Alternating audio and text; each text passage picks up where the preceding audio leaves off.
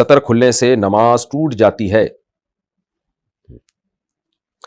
سطر کتنا کھل جائے اور کتنی دیر کھلا رہے تو نماز فاسد ہو جائے گی؟ سدرا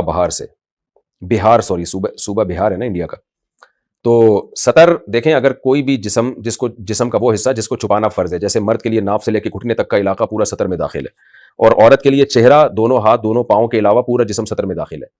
تو اگر وہ حصہ، وہ جسم کا وہ حصہ جس کا چھپانا فرض ہے، اس جسم میں سے کسی عضو میں سے کسی بھی عضو کا چوتھائی حصہ اگر کھل جائے اور 3 دفعہ سبحان ربی الاعلیٰ یعنی 3 تسبیح کی بقدر کھلا رہے تو پھر نماز فاسد ہو جائے گی. جیسے عورت کا سر ہے 1/4 کھل گیا اور اتنی دیر تک کھلا رہا جتنی دیر میں تسلی کے ساتھ سبحان ربی العظیم یا سبحان ربی الاعلیٰ کہا جا سکتا ہے، تو نماز فاسد ہو جائے گی، واجب الاعادہ ہوگی. یا پنڈلی کھل گئی 1/4 حصہ، 25% حصہ، ظاہر ہے یہ اندازہ ہی ہوگا، کوئی اسکیل لے کے ناپے گا نہیں وہاں پہ، کیونکہ کسی بھی چیز کا 1/4 جو ہے نا وہ ایک بہت کثیر حصہ ہوتا ہے. تو بازو ہے